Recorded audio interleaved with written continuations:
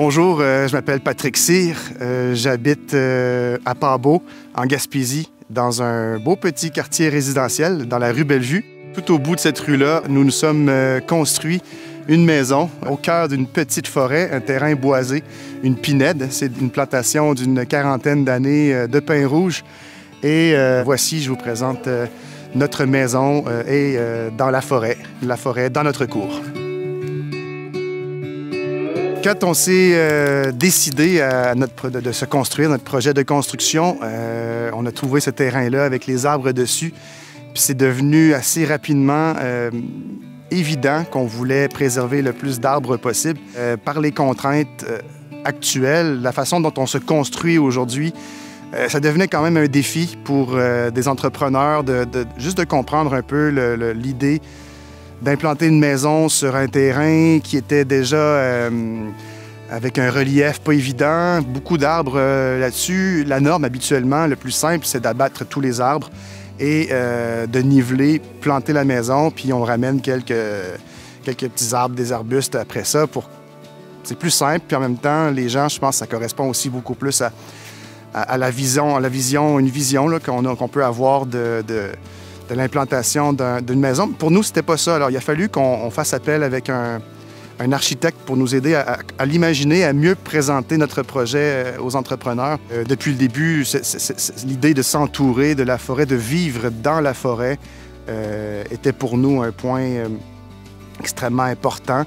Et je crois que le projet a porté ses fruits parce que c'est le sentiment qu'on a aujourd'hui quand on se lève le matin.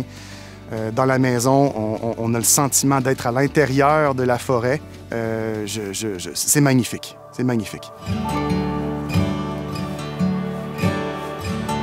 Le terrain sur lequel on s'est installé, il y a peut-être 40 ans passés, 50 ans, c'était un champ avec du cornouiller, probablement. Puis la forêt, petit à petit, a repris ses droits, mais elle a été aidée un peu par un curé qui s'appelle le curé Pelletier. Lui devait, j'imagine, j'aurais aimé le connaître aujourd'hui pour qu'il me parle un peu de son projet, mais c'était un propriétaire de plusieurs terrains dans notre secteur. Puis à cette époque-là, où les terrains ici étaient des terrains agricoles abandonnés, il a planté plusieurs centaines de pins, des pins rouges essentiellement. On a quelques pins sylvestres. On a de l'épinette aussi, on a du sapin, du mélèze, quelques beaux spécimens de mélèze que j'adore, un beau bois bien droit. Et au tout début, ça a été le choix le plus déchirant, c'est de choisir quel arbre on doit acheter à terre pour essayer de planter notre maison. Est-ce que c'est nécessaire? Est-ce qu'on peut éviter de l'abattre? Puis une fois la décision prise et l'arbre abattu, bien, comment on peut le réutiliser, cet arbre-là? J'en ai fait des planches avec lesquelles je me suis amusé à construire une balançoire pour ma petite. J'ai la petite cabane pour jouer. J'ai une autre cabane que je vais vous montrer tantôt dans la forêt. Toute cette idée de pouvoir garder les arbres debout dans la mesure du possible. Et si on les jette à terre, comment est-ce que je peux les utiliser? Puis de pouvoir les revoir et pouvoir bien faire en sorte qu'ils n'ont pas été abattus en vain.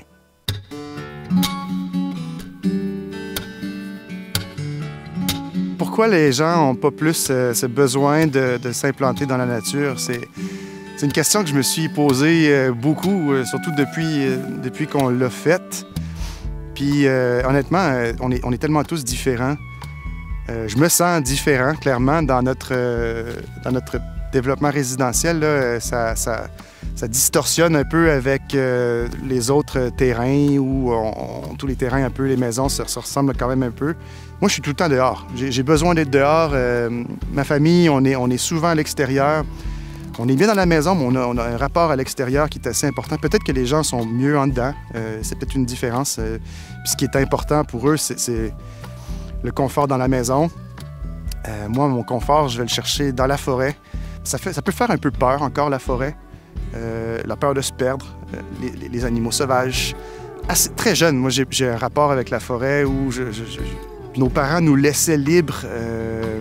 On partait le matin en vélo, puis on rentrait dans la forêt. Ils nous rappelaient le soir. J'exagère peut-être un peu, mais on était vraiment libre et la plupart de notre temps, on le passait dans la forêt, à vivre une aventure, à chercher les sentiers inconnus. Chacun de ces sentiers-là inconnus devenait un labyrinthe dans lequel on s'enfonçait, puis c'était excitant, exaltant. Puis peut-être que d'avoir eu ce rapport-là, moi, enfant, avec la forêt, cette expérience-là, peut-être que ça a fait grandir en moi un besoin de m'entourer d'arbres. Alors pourquoi les gens sont moins attirés vers ce genre d'implantation-là? Peut-être pour un peu toutes ces raisons-là. La forêt, c'est cet inconnu-là, ça peut être quelque chose, un territoire qui peut paraître dangereux, hostile. L'extrême opposé, pour moi, la forêt, c'est un lieu où je me sens en sécurité, c'est un lieu où je me sens bien. Je cherche toujours ce réconfort-là d'être entouré de ces géants de bois.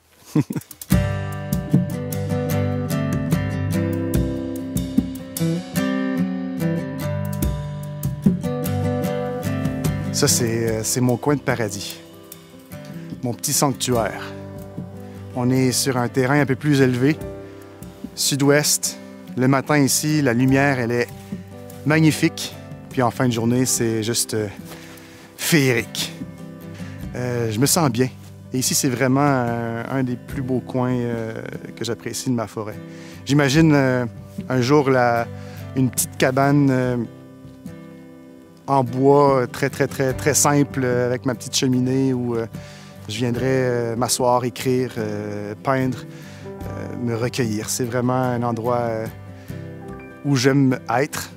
J'ai ma petite fille de 4 ans et demi qui passe beaucoup de temps, on passe beaucoup de temps ensemble dans la forêt, puis je l'amène un peu à observer, à prendre le temps. Elle développe beaucoup son sens d'observation. Et pour moi, ces terrains-là, il y a ma maison, il y a les terrains ici. J'ai acheté plusieurs petits terrains en haut de la rue Bellevue. Et l'idée, c'est de garder la forêt vivante, de garder la forêt debout, de permettre aux gens de s'y déplacer, de s'y recueillir, de permettre aux enfants de vivre cette expérience-là aussi que j'ai vécue plus jeune avec la forêt. Puis pour ma fille, c'est mon héritage. Mon héritage, c'est pas les terrains, c'est ce rapport-là à la forêt qui grandit, qui va grandir en elle. Ce sentiment de sécurité quand on est à l'intérieur d'une forêt. Et peut-être qu'un jour, elle aussi va avoir envie de se construire un chez-soi entouré d'arbres. On voit les enfants, la forêt a été visitée il y a longtemps. Plus jeune, on partait avec une poignée de clous chez nos parents, un marteau, une hache, puis on rentrait dans la forêt, puis on passait beaucoup de temps à s'amuser. La forêt porte beaucoup de ces marques-là. On voit les clous ici, peut-être c'était une planche, une barricade, une cachette, une cabane. On a des marques de coups de hache un peu sur tous les arbres, puis je peux m'imaginer, moi aussi, enfant, venir m'amuser ici à se chercher une place dans la nature, puis à apprendre à ne pas la craindre. La forêt ici, puis la forêt gaspésienne en général, je crois que c'est une forêt qui est relativement jeune. C'est une forêt qui a repris ses droits sur des champs qui ont été abandonnés. Ici, les plus vieux spécimens doivent avoir autour de 60, peut-être 70 ans, ce qui est quand même un peu vertigineux pour moi quand je marche dans la forêt, de regarder ces êtres-là debout depuis 60 ans, puis de les voir toujours au même endroit. On dirait que ça m'amène à réfléchir un peu sur mon propre rapport au temps, à la résilience aussi qu'ils ont après le passage, que ce soit de générations d'enfants, les tempêtes, puis le fait d'être serrés aussi les uns sur les autres, ça c'est typique de notre forêt gaspésienne, des forêts de résineux. Peut-être c'est les forêts jeunes aussi, où c'est du package d'épinets, de sapins. Ça amène une certaine résilience quand même, une certaine force où on peut compter les uns sur les autres. Ça m'inspire aussi beaucoup. Je fais des feux assez souvent quand j'ai un beau moment de solitude dans la forêt. C'est quelque chose que j'aime beaucoup faire. Juste un petit feu, tranquille. C'est drôle, hein? J'ai toujours cherché un endroit où enfin je pourrais être seul. Et quand je suis enfin seul à cet endroit-là, bizarrement, je cherche quelqu'un. Quand je fais un petit feu comme ça, je vis un moment de pure solitude, un recueillement, ça fait vraiment du bien. Et quand j'atteins ce sentiment-là, on dirait que ça m'ouvre. Je suis prêt à accueillir des gens. Puis si vous voyez un peu de fumée ou un petit feu dans la forêt, vous entendez quelque chose à crépiter, venez me voir. J'ai le goût de jaser. Moi, c'est ça que je fais avec l'actualité. Je pars des feux avec. Depuis que le monde est monde, l'humain cherche des abris, cherche à s'abriter pour se protéger des éléments. À l'époque, les gens, les premiers humains, les premiers hommes entraient dans des grottes. On regarde aujourd'hui des enfants, quand ils trouvent un petit trou quelque part, ou vont encore chercher à entrer dans cet abri-là. On dirait que ça fait quand même encore partie d'un vestige ancien, là, puis c'est quelque part caché dans notre instinct. Moi, j'aime penser que j'entre dans une forêt comme on entre quelque part à l'intérieur d'un lieu. Puis ce lieu-là devient un peu notre abri. Ça devient un lieu de recueillement, de paix, puis qui soigne un peu quelque part, qui permet de prendre un peu de recul. Puis si on entrait davantage dans la forêt, peut-être que les gens se sentiraient un peu mieux. Je sais pas. C'est vrai qu'on vit un peu dans une folie, beaucoup d'anxiété, beaucoup de stress, beaucoup de peur, de crainte. Puis tout va tellement vite.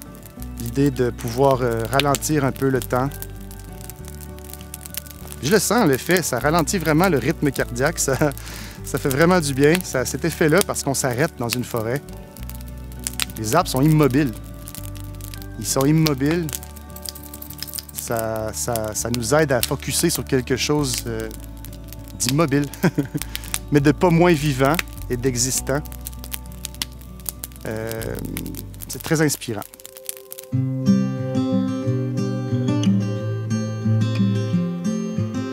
Je me souhaite à moi, puis je souhaite à l'humanité plus de sérénité, plus d'un sentiment d'interdépendance les uns envers les autres, plus de vérité, puis moi, ça passe par la nature, en me rapprochant de la nature, en laissant la nature se rapprocher de moi, en vivant des émotions, en les accueillant, ces émotions-là. On peut avoir peur dans une forêt.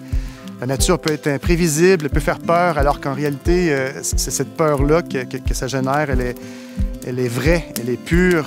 On peut avoir le contrôle sur cette peur-là en l'accueillant, puis c'est de vivre cette expérience-là, d'entrer dans la forêt le plus souvent possible, de s'y recueillir, de l'observer, de l'écouter, d'essayer de la comprendre, de la lire, qu'on apprend à se sentir mieux avec soi-même. Alors laissez la forêt s'installer autour de vos vies, laissez la forêt revenir autour de vos maisons, puis je souhaite à l'humain un plus grand contact avec la nature.